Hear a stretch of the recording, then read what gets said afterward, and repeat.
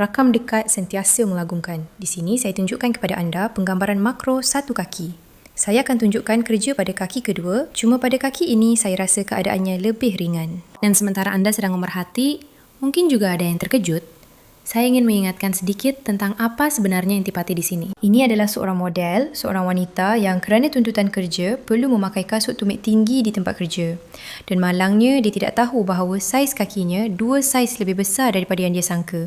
Dan inilah hasilnya. Maksudnya kita ada kulit yang agak tebal seperti getah dan juga banyak sangat kapalan di bawah kuku. Saya sendiri secara peribadi meminta dia supaya tidak memotong kuku itu. Maksudnya supaya dia membawa semua kuku yang telah tumbuh panjang, supaya kita boleh lihat bagaimana kuku itu tumbuh. Seperti yang anda lihat, kuku-kuku itu masih sedikit terangkat. Ia tumbuh ke atas dan terdapat banyak kulit pada bahagian sisi kuku yang seperti getah yang akan sukar untuk dikikir. Dan sudah tentu, wira episod kita kali ini ialah ibu jari kaki. Yang ini pada kaki kedua. Di sini saya tunjukkan kepada anda, saya ingin beritahu bahawa lawatan pertamanya adalah pada 14 Mac. Yang kedua pada 28 April, sekarang sudah bulan Jun dan tidak lama lagi dia akan datang semula. Saya tahu dia akan datang dengan permintaan untuk kuku merah yang cantik, mungkin juga French manicure. Apa-apapun, kita akan bincang nanti semasa dia datang. Dan saya ingin katakan, secara keseluruhannya keadaan tidak banyak berubah. Maksudnya, semuanya masih sama seperti dulu. Sebab utamanya, dia tidak mengubah apa-apa dalam hidupnya. Tapi itu tidak bermakna kita akan menolak pelanggan seperti itu, atau memberitahunya bahawa kita tidak akan bekerja dengannya dan sebagainya. Saya akan lakukan apa yang saya mampu dan apa yang boleh dilakukan. Dan saya akan tunjukkan kepada anda bagaimana rupa kaki pelanggan apabila dia tidak menukar kasut, apabila semuanya masih sama, dan bagaimana saya mengendalikan perkara ini. Ngomong-ngomong, di sini pada ibu jari kaki, seperti yang anda lihat, ada satu kawasan pelik di tengah-tengah. Dan dalam video sebelum ini, saya ada ceritakan bahawa ia ada dalam cadangan. Saya tak pasti sama ada di internet atau di televisyen. Dia nampak yang dia perlu ambil penyicir dan menyicir ketebalan pelat kuku. Sebab itu, kukunya sedikit dikikir. Tapi sekarang kuku-kuku itu sudah tumbuh semula. Semuanya sudah baik dan saya mula melakukan rawatan. Saya masih menggunakan pelembut khas untuk kuku. Untuk bekerja dengan kuku yang tebal seperti ini, yang menjadikan kuku lebih anjal. Dan sudah tentu, seperti biasa, saya gunakan kuret. Salah satu alat yang paling penting semasa pedikur. Sebenarnya, saya tak tahu apa yang boleh dibuat tanpa alat penyelamat ini. Seperti yang anda lihat, banyak kulit, kuku berpintal, kuku terhimpit, dan soalan logik yang timbul di sini. Kenapa anda tidak pasangkan sistem koreksi untuk dia?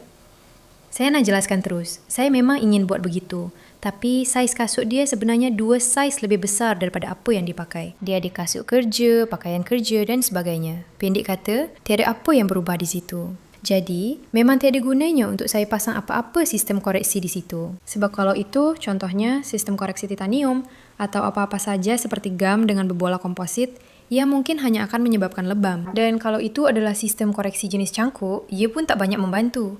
Sebab ia akan cuba meluruskan, tapi kasut akan menekan semula. Ia akan jadi satu kitaran yang tak berkesudahan. Maksudnya, kita takkan dapat hasil. Atau kalau ada pun, ia hanya sementara. Dan dia juga kata, dia tak rasa sangat tak selesa. Cuma satu saja. Semua ni berkumpul di bahagian tepi macam tu. Dan seperti yang anda lihat, akibat geseran tepi pelat kuku pada kulit, di situ memang jadi mampat, bergumpal, berkumpul. Saya pun tak pasti perkataan mana yang paling sesuai di sini. Jadi, ada banyak sangat kulit keras macam getah yang tebal yang kita tarik perlahan-lahan dengan pinset. Ya, tak boleh cabut, kena tarik perlahan. Sebab, kalau kita cabut terus, nanti akan ada lubang di situ. Itu bukan cara yang kita nak. Saya tarik dengan pinset, saya tunjukkan betul-betul dekat, memang secara makro. Supaya ada yang rasa puas hati ya. Jangan lupa tekan suka atau tinggalkan tanda di ruangan komen. Dan ada juga yang faham dan berminat. Maksudnya memang banyak, sangat banyak. Kuku itu keras, pahat kuku agak tebal yang memang tercucuk ke dalam. Di sini ada bahagian di mana saya dah potong tepi kuku. Malangnya, saya tak dapat rakam semuanya. Sebab sejujurnya, jari saya pun sakit lepas bekerja dengan dia. Sebab saya terpaksa. Sekarang saya akan titiskan Etania Czechia from Jelly. Dan saya kena tolak kuku-kuku tu supaya boleh sampai ke situ. Maksudnya memang kerja ni sangat-sangat susah sebenarnya. Dan saya nak cakap memang kita kena cuba bersihkan pelanggan macam ni sebaik mungkin. Maksudnya tugas kita sekurang-kurangnya untuk meringankan keadaan mereka. Maksudnya dia patut rasa sedikit lebih lega. Oh, di sini saya ada tinggalkan satu bonus kecil untuk awak. Ada rambut sikit masuk. Dia cakap dekat rumah dia ada kucing. Jadi kemungkinan besar itu bulu haiwan. Sebenarnya benda macam ni memang selalu berlaku. Atau mungkin juga daripada stocking, sarung kaki atau apa-apa sahaja sebenarnya. Baiklah, saya terleka sekejap, maafkan saya. Saya tunjukkan lagi sekali kepada awak, kali ini dari sisi lain. Inilah bahagian kapalan yang masih ada dan tak hilang-hilang. Jangan sekali-kali cuba cabut benda itu kerana ia akan meninggalkan lubang dan sudah tentu sesuatu boleh masuk ke dalamnya dan kawasan itu akan menjadi merah. Begitulah keadaannya. Kita takkan guna kata-kata larangan, takut-takut nanti media sosial mula hukum kita sebab itu.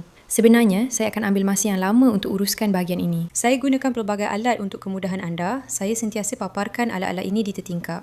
Saya sangat minta tolong. Tolong jangan tanya di ruangan komen. Apa sebenarnya pemotong tu? Apa benda tu? Saya pun tak tahu. Zucchiaretki dan sebagainya. Setiap kali saya tunjukkan semua ini, setiap kali saya ceritakan dan malangnya tiada apa yang membantu. Sudah tentu, perkara ini memang buat saya kecewa. Dan di sini saya tunjukkan satu lagi alat yang mungkin juga merupakan alat wajib bagi pakar pedikur dan lebih-lebih lagi bagi ahli podologi. Ini adalah pemotong lurus yang boleh digunakan untuk memotong dengan kemas. Betul, saya beritahu terus. Tanpa latihan, jangan cuba lakukan sendiri. Seterusnya, saya tunjukkan mata penyisar. Di sini saya ada mata penyisar lurus yang panjang. Ia tidak membulat, mungkin ia dipanggil silinder atau sesuatu seperti itu. Sejujurnya, walaupun saya sudah lama berkecimpung dalam bidang kuku, saya masih belum dapat mengingatinya. Nama mata penyisar, saya sentiasa memilihnya berdasarkan rupa bentuknya. Maksudnya, dalam situasi tertentu, saya akan pilih mata penyisar yang sesuai.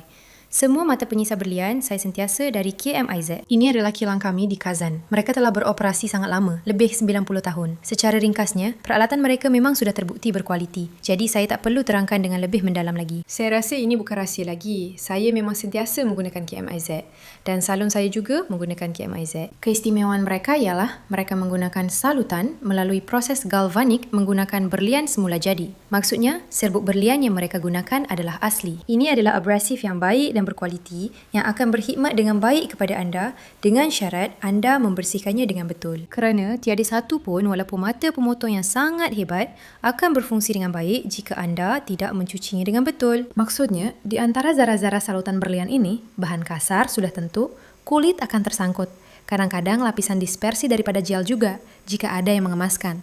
Dan sudah tentu salutan itu sendiri pun tersumbat. Semuanya perlu dibersihkan dengan baik menggunakan pembersihan mekanikal, mesin pencuci ultrasonik, dan sudah tentu larutan khas. Di sini, saya sudah beberapa ketika berusaha dengan bahagian kapalan ini, yang terletak di sekeliling plat kuku. Seperti yang anda lihat, ia tidak mudah untuk dikeluarkan. Dan ini adalah jenis kaki, anda tahu, yang walaupun anda bersihkan berkali-kali, ia seperti tidak pernah habis.